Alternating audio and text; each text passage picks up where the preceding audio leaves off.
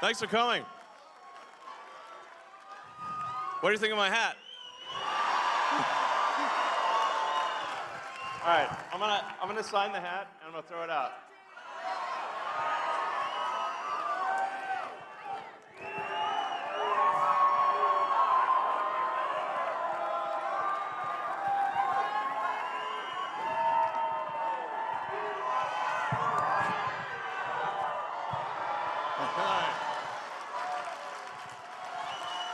All right.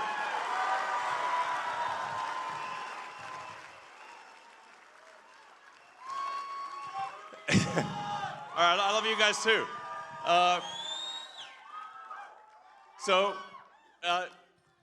Thank you for coming out in support of this very important Supreme Court race in Wisconsin.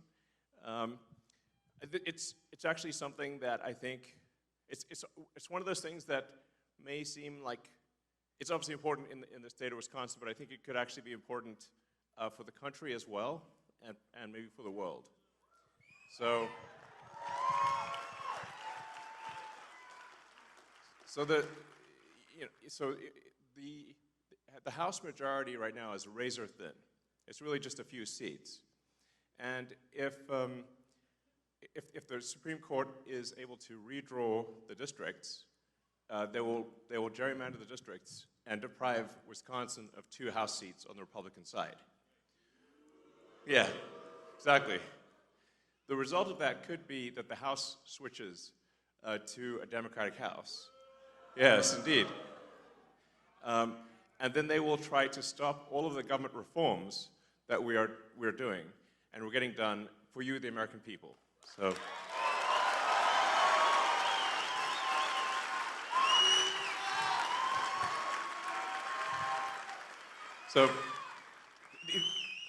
the reforms that we're getting done in DC, thanks to President Trump and his great team, are really profound.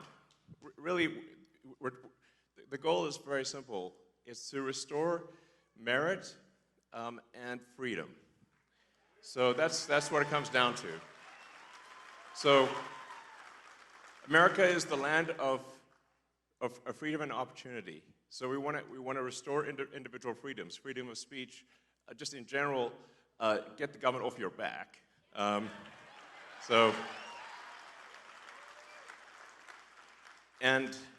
And then make sure that you succeed in the United States as a function of your hard work and your talent, and nothing else.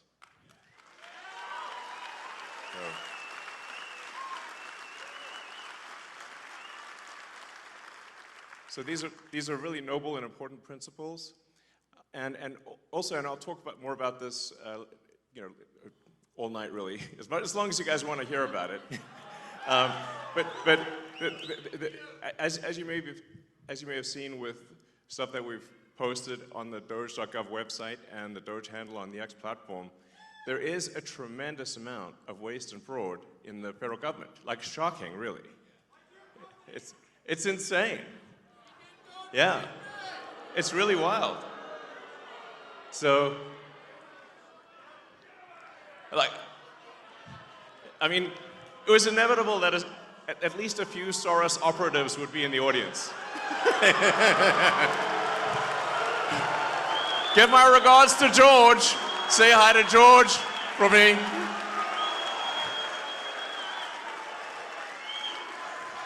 USA, USA, USA, USA. Yep. It was inevitable. I was waiting for that one. So, yeah, thank you. Thanks, guys. Isn't it shocking how much violence and hatred is coming from the left? Isn't it supposed to be the party that they claim to be the party of empathy, and yet they're burning Teslas and shooting up dealerships and calling for the death of the president and me. I'm like, guys, you know, this is insane. Like, they're gone psycho. I mean, it's really, like, I totally understand if somebody doesn't want to buy a product. Yeah, it's up to you. It's a free country, you know, but you don't have to burn it down. Okay? But much. That's somebody else's car. Leave it alone. Thanks, guys.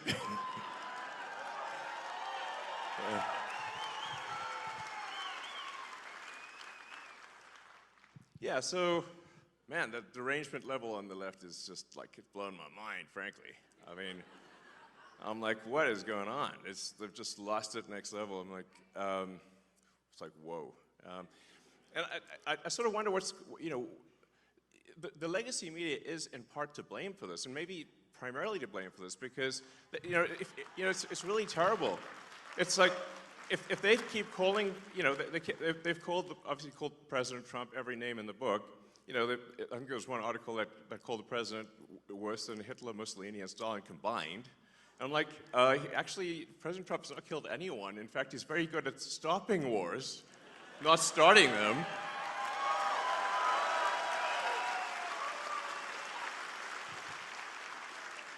So, you know, we're really very different. Maybe we need to add some more history lessons back in schools. Because I don't know if people understand, you know, what the difference. Do they know what Hitler, Mussolini, and Stalin did? It seems they don't. I mean, it's just indicative of the poor quality of education pushed by the National Department of Education. So, you know, that's why we want to restore freedom to the states, let the states decide on the educational agenda and not have something pushed by a bunch of neo-Marxists in D.C. So,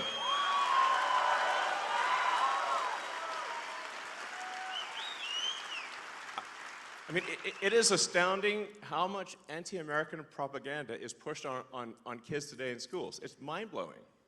It's like, what the hell's going on, you know? So, anyway, but on a more positive note, we have this petition, you know, sort of against activist judges, because judges should be simply interpreting the law, not making the law.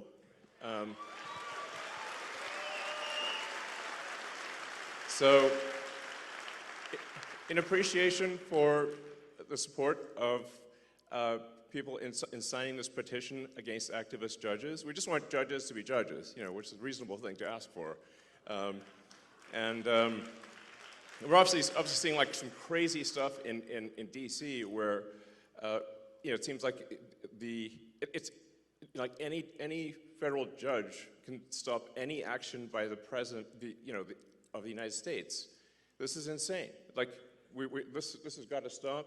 It's got to stop at the federal level and at the state level. But let me first hand out 2 $1 million checks in appreciation.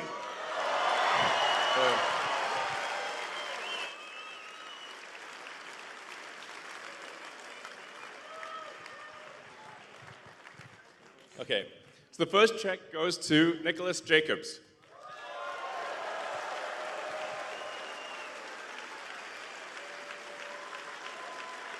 All right.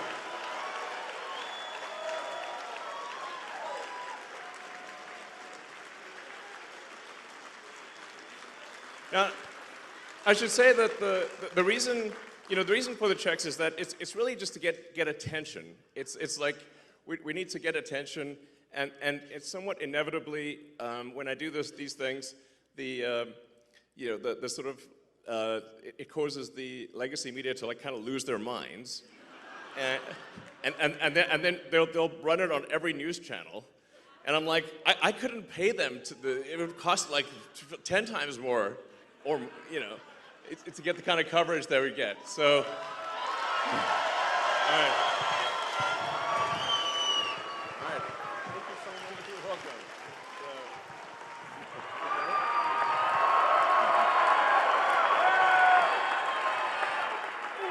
Thank you. All right, you can just, I guess, take it if you want. I think we'll get you a real one too. So, And then the second one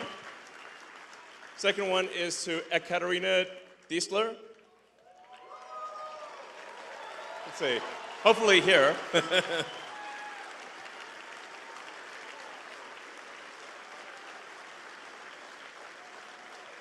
So, well, and like I said, this is just helpful for getting attention, and then it's kind of fun to see the legacy media lose their minds over it too. So, love you too. So, yeah. So, let's see. Hello. Thank you. Congratulations. Thank you. All right.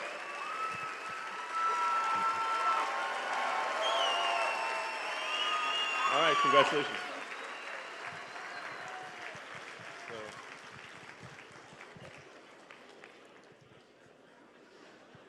All right, so we're also going to be announcing, or we are announcing now, a program, sort of a Get Out the Vote program.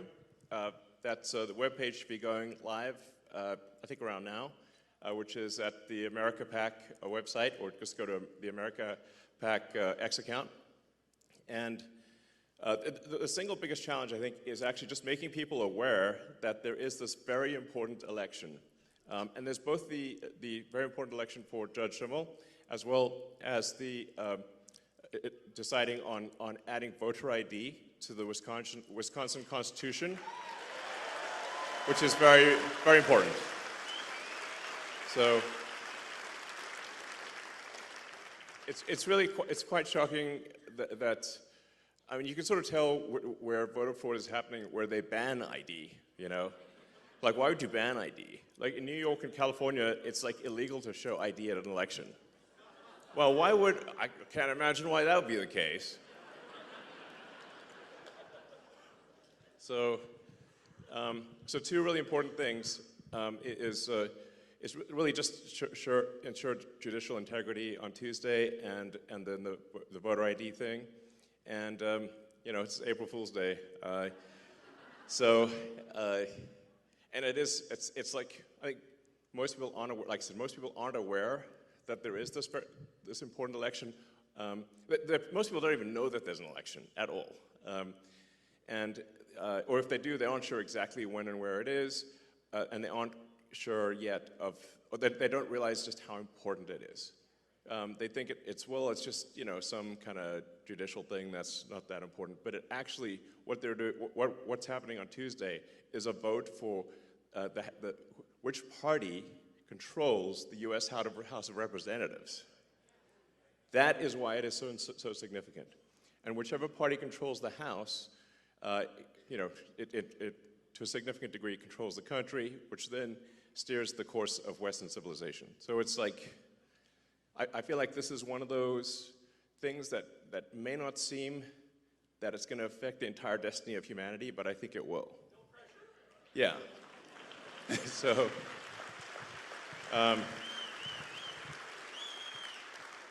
it's a super big deal, and the fact that I'm here in person, like, I'm not phoning it in. I'm here in person. Yeah. So.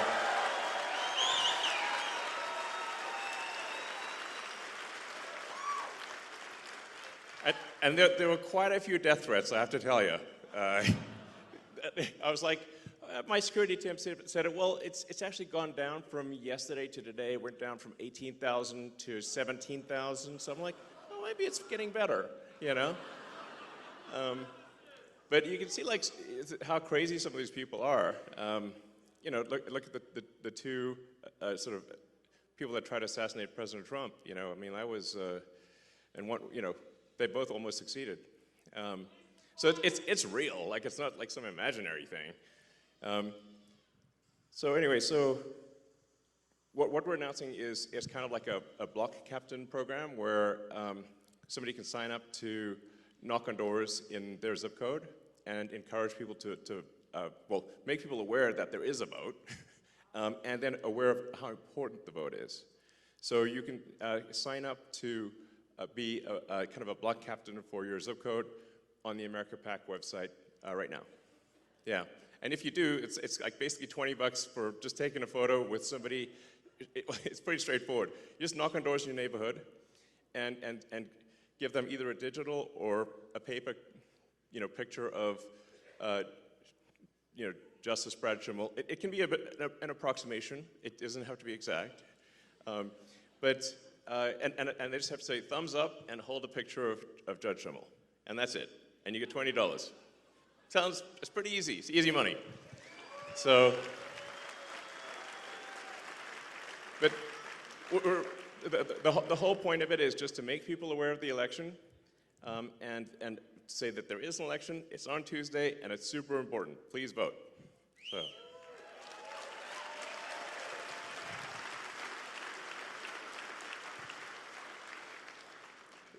But I think without something like this, we actually are in serious danger of losing the election. This is very important to put in mind.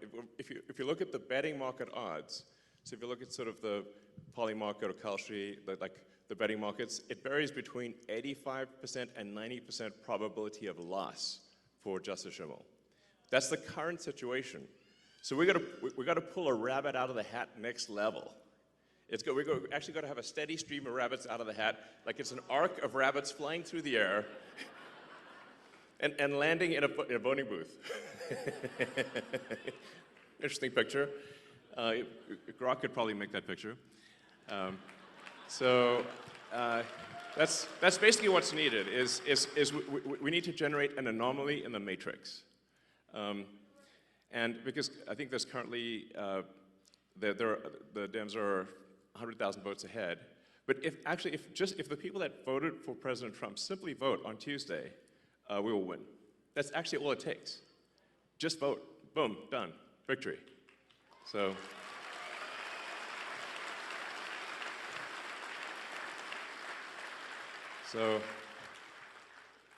we basically need to dragnet the state.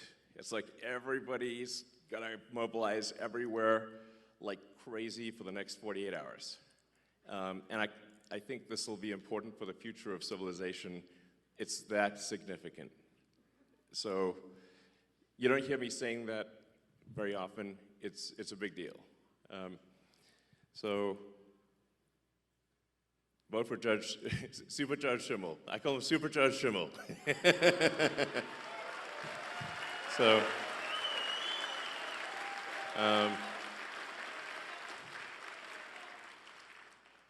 let's see. So with that, I think we can do Q&A if you guys would like to do some Q&A. And I'm happy to answer any questions. It could be, about Doge or whatever you'd like to hear about. Because I think if you ask questions that the public would be interested in hearing, then those snippets will go all over the place, and it will be helpful to the public, at large, and maybe even beyond our country.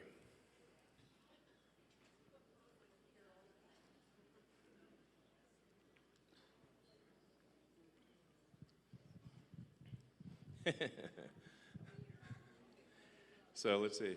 Yeah, go ahead. We can just start over there. As AI continues to get smarter, won't it inevitably see through its creators' propaganda? Yeah, the question is, as AI gets smarter, will it see through its creators' propaganda? I hope so. I think you can sort of think of an AI as it is somewhat nurtured by its creator. So you have to say, what is the operating principle? What is the North Star of the AI?